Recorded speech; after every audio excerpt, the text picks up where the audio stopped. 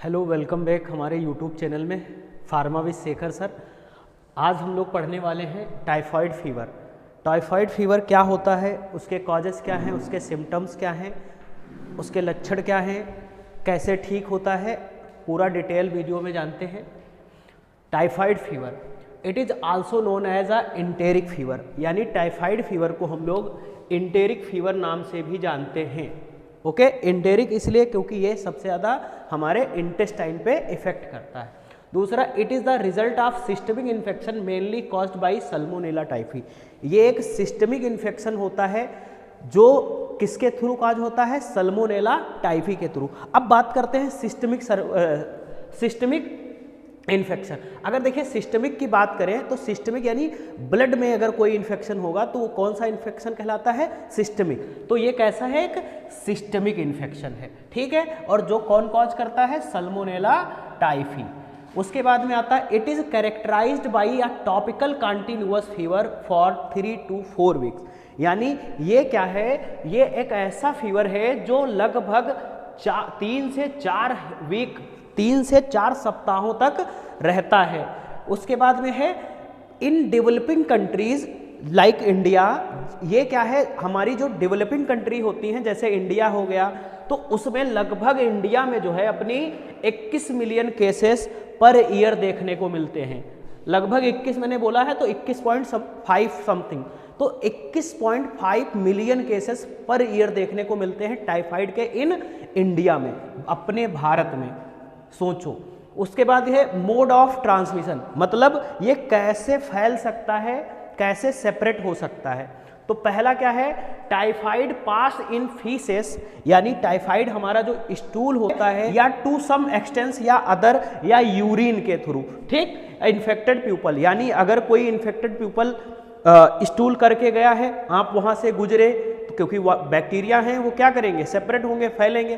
तो आप गए वहाँ से, पैर पड़ गया या कुछ हुआ, या कंटामिनेटेड व्यक्ति है उसके संपर्क में आ गए, तो हमको देखने को क्या मिलता है, जो देखने को मिलता है तो वो क्या कर सकता है, हमको भी हो सकता है। दूसरा है it is separate by eating drinking contaminated food और वाटर्स।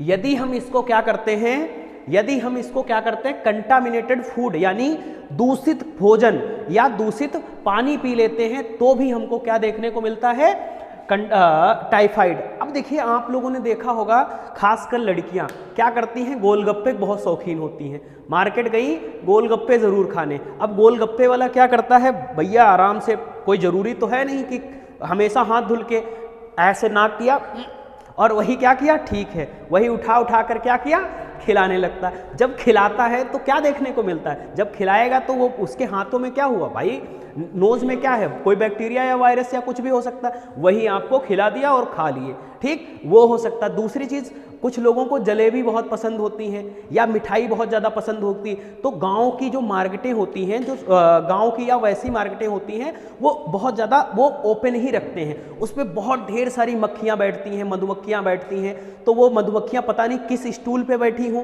वही आकर के कहाँ बैठ जाती हैं, हमारी जलेबी या जो भी रखे हुए हैं उन पे, तो उसके थ्रू भी क्या हो सकता है, फैल सकता है। अब मान लो हमने जलेबी खा ली, मान लो हमने क्या ले लिया, जलेबी ले ली, और वो भी कैसी, कंटामिनेटेड थी, वो कैसी थी, कंटामिनेटेड। अब कंटामिनेटेड जलेबी जब हम खाएंगे तो क्या होगा आगे, तो उसमें बैक्टीरिया था, कौन सा बैक्टीरिया था, एस टाइफी। कौन सा बैक्टीरिया था, एस टाइफी। एस टाइफी बोले तो सल्मोनेला टाइफी। अब ये बैक्टीरिया जो है ये क्या करेगा, हमारी बॉडी में पहुंचेगा।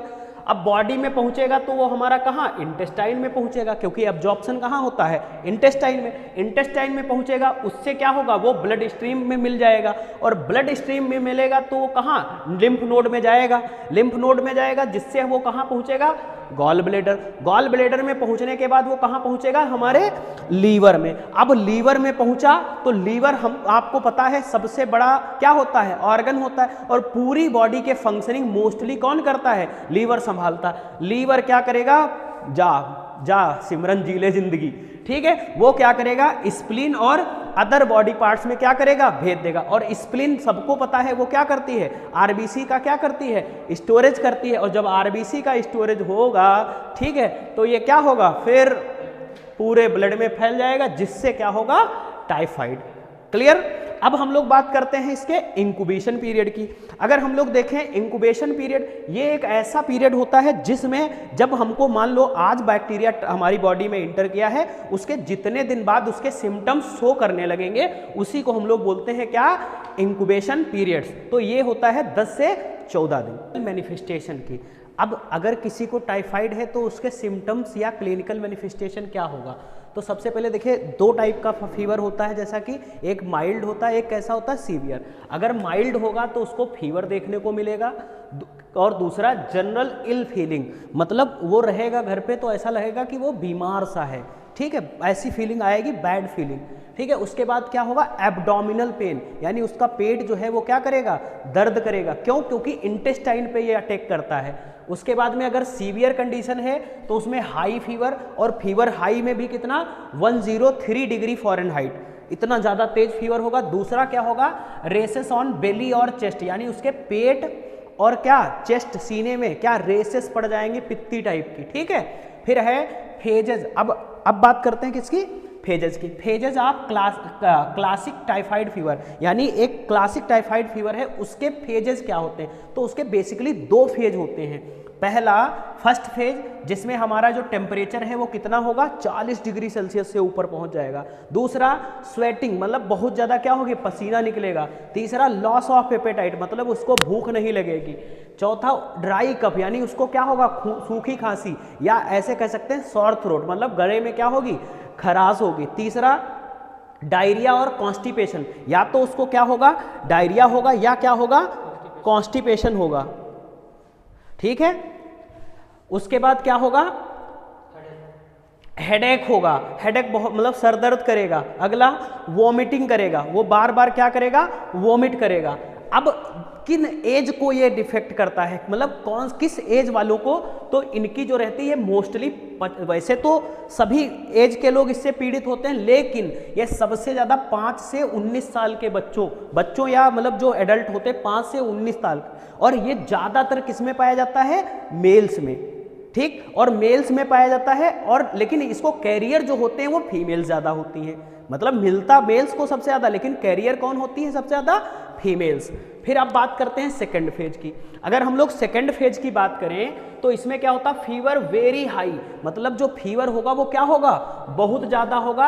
एरिथमिया होगा, एरिथमिया एक कंडीशन होती है जिसमें पल्स रेट या तो बढ़ जाती है या क्या हो जाती है, कम। पल्स रेट क्या हो जाएगी, या तो रैपिड पल्स हो जाएगी या क्या हो जाएगी, स्लो हो जाएगी। और रैपिड पल्स को हम लोग क्या बोलते हैं, टैकीकार्डिया, क्या बोलते हैं, टैकीकार्डिया। और स्लो पल्स रेट को हम लोग क्या बोलते हैं, ब्रेडीकार्डिया हो जाएगी, और स्लो हो भी जाएगी, ठीक। फिर मेलेना ये होता है ब्लड इन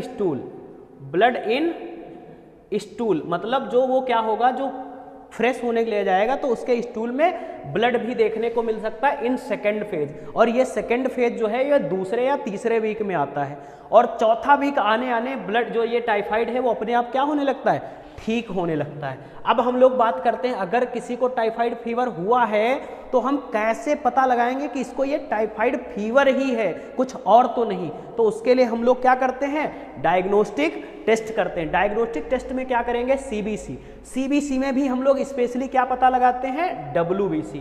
क्या पता लगाते हैं, WBC।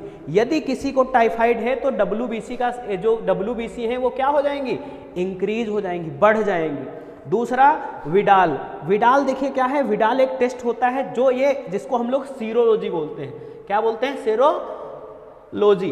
इस टेस्ट इसमें क्या होता है, इसमें विडाल के टाइटल लगाए जाते हैं। देखिए इसमें 40, 80, 160 और 320 ये हमारे टाइटर होते हैं। यदि हमारा 40 पॉजिटिव आ रहा है तो वो पॉजिटिव नहीं कहलाता।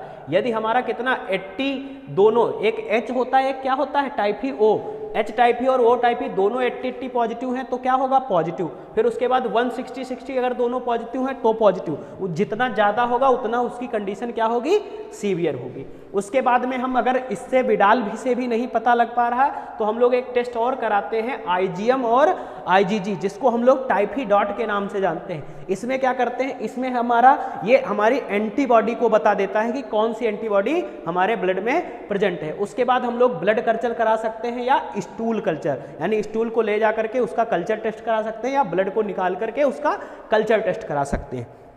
अब अगर बात करें अगला क्या है, प्रिवेंशन। प्रिवेंशन की अगर बात करें तो देखिए प्रिवेंशन करना बहुत जरूरी है, क्योंकि प्रिवेंट कैसे करना, तो इसको याद करना, हमको क्या करना, समय समय पर क्या करना है, टाइफाइड की क्या लेते रहना है, वैक्सीन, इम्यूनाइजेशन मतलब वैक्सीनेशन करा सकते हैं। क्या करा सकते हैं, वैक्सीनेशन। अब वैक्सीनेशन में क्या होता है, हम लोगों इसकी कई, वैसे तो बहुत ढेर सारी वैक्सीन आती हैं, लेकिन हम दो का नाम बता रहे हैं। एक आती है V1 पॉलीसेकेराइड वैक्सीन, एक आता है लाइव टाइफाइड वैक्सीन, ठीक है, और भी कई आती हैं, लेकिन हम दो का नाम बताएं। इसमें क्या है, अगला है, और हम क्या कर सकते हैं प्रिवेंशन के लिए, दूसरा हैंड वॉश, अपने हाथों को हमेशा क्या कर सकते हैं, साफ रख सकते हैं। दूसरा अवॉइड रॉ फ्रूट्स, मतलब रॉ फ्रूट्स जितने भी हैं उनको हम लोग क्या कर सकते हैं, अवॉइड कर सकते हैं। दूसरा अवॉइड स्ट्रीट फूड, यानी जो रोडों पे रख करके खाना बेचा करते हैं, क्योंकि उसमें धूल मक्खियां बहुत ज़्यादा होती, उस खाने को भी हमें क्या करना है, अवॉइड करना है। तीसरा हाइजीन, हाइजीन बहुत ज़्यादा मेंटेन करनी है, पर्सनल हाइजीन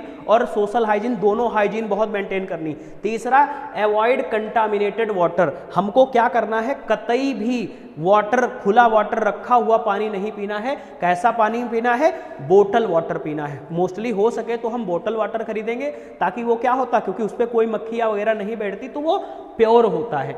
ठीक है, अब हम लोग जानेंगे इसके मैनेजमेंट की। अगर हम लोग मैनेजमेंट की बात करें तो इसमें सबसे पहले हम लोग क्या करते हैं, देखिए अभी तक जो हम लोगों ने जाना था वो था प्रिवेंशन, अब है मैनेजमेंट। मैनेजमेंट में हम लोग क्या करेंगे, मेडिकल मैनेजमेंट। ठीक है, मेडिकल मैनेजमेंट में क्या करेंगे, फ्लूइड्स एंड इलेक्ट्रोलाइट्स गिवन, यानी जो फ्लूइड्स आते हैं, जैसे देखा होगा आप लोगों ने NS होता, RL या DNS, ठीक है, या इलेक्ट्रोलाइट्स की ड्रिप आती होगी, उनको हम IV देंगे उसको, पेशेंट को, ताकि टाइफाइड क्या हो, ठीक हो जाए। दूसरा एंटीबायोटिक्स देते हैं, क्यों, क्योंकि बैक्टीरिया के कारण ही तो हो रहा था। कौन सा बैक्टीरिया उसमें था, एस टाइफी। अब एस टाइफी को अगर किल करना है तो हम लोग क्या करेंगे, एंटीबायोटिक्स में भी क्या देंगे, क्लोरम फेनिकॉल्स देंगे, दूसरा एम्पिसिलिन देंगे, सिप्रोफ्लोक्सासिन देंगे, मैक्रोलाइड देंगे और कार्बीपेनम्स देंगे। अब देखो कार्बीपेनम्स जो होती है ये थोड़ा सा स्पेशल ड्रग्स होती है, क्यों, क्योंकि ये बैक्टीरिया की सेल वॉल को तोड़ती हैं, और सेल वॉल को ब्रेक डाउन करने के कारण साथ साथ में ये जो एक पेप्टाइड चेन बनता है, उस पेप्टाइड चेन को भी ब्रेक डाउन करती है। इसमें आप लोगों ने देखा होगा, आता होगा, इसीलिए हम लोगों ने एक बहुत बेसिक नाम सुना होगा, मोनोसेफ। मोनोसेफ में भी सुना होगा, मोनोसेफ SB, जिसमें क्या होता है, SB यानी सल्बेक्टम एक्स्ट्रा होता है, जो क्या करता है, बहुत अच्छा वर्क करता है अगेंस्ट सल्मोनेला टाइफी। फिर अगर हम क्या कर सकते हैं, साथ ही में स्टेरॉइड्स ड्रग्स दे सकते हैं। स्टेरॉइड्स इसलिए देंगे ताकि उस वही पेशेंट के क्या होगा, स्वेलिंग भी होगी, वो भी सही होगी। दूसरा क्या करेंगे, प्योर बॉइल्ड वाटर देंगे, मतलब बहुत अच्छा प्योर, और साथ ही में कैसा, उबला हुआ पानी देंगे, ताकि वो क्या करे, अच्छे से पी सके। दूसरा प्रोटेक्शन अगेंस्ट कंटामिनेटेड फूड और फूड सप्लाई।